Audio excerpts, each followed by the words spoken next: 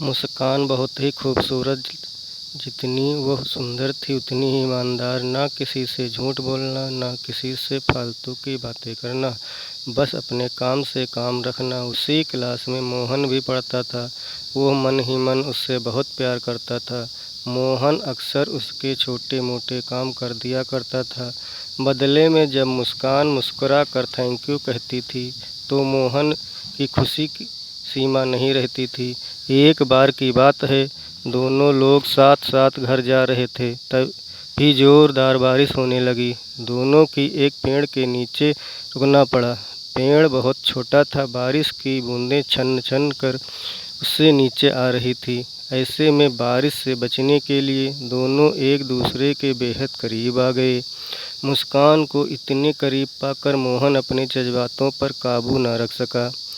उसने मुस्कान को प्रपोज कर दिया। मुस्कान भी मन ही मन उसको चाहती थी, इसलिए वो भी राजी हो गई और इस तरह दोनों का प्यार परवान चढ़ने लगा। एक दिन की बात है, दोनों लोग उसी पेड़ के नीचे बैठे हुए थे। उस समय मोहन का चेहरा उतरा हुआ था। मुस्कान के पूछने पर वो रुआसा होकर बोला, जान, मैंने अपने घर वालों को बहुत समझाया, पर वे हमारी शादी के लिए तैयार नहीं हैं। उन्होंने मेरी शादी कहीं और पक्की कर दी है। यह सुनकर मुस्कान का कलेजा फट गया। उनका मन हुआ कि वो ज़ोर ज़ोर से रोएं, लेकिन उसने अपने जज्बात पर काबू पा लिए और बोली, मैंने तुमसे सच्चा प्यार किया है। मैं तुम्हें कभी भुला नहीं सकती। प्लीज़ मुझे माफ़ कर देना।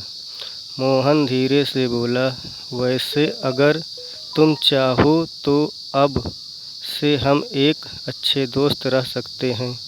मुस्कान यह सुनकर ज़ोर ज़ोर से रोने लगी। मोहन ने उसे समझाया और फिर दोनों लोग रोते हुए अपने अपने घर चले गए। देखते ही देखते मोहन की शादी का दिन आ गया। मोहन को यकीन था कि उसकी शादी में उसकी दोस्त ज़रूर आएगी, पर ऐसा नहीं हुआ। हाँ, मुस्कान का भेजा हुआ एक गिफ्ट पैक उसे ज़रूर मिला। मोहन ने कांपते हाथों से उसे खोला। उसे देखते ही वो बेहोश हो गया। गिफ्ट पैक में और कुछ नहीं, खून से लथपथ मुस्कान का दिल रखा हुआ था और साथ ही में थी एक चिट्ठी जिसमें लिखा हुआ था, अरे पागल, अपना दिल भी लेते जा, वरना अपनी पत्नी को क्या देगा।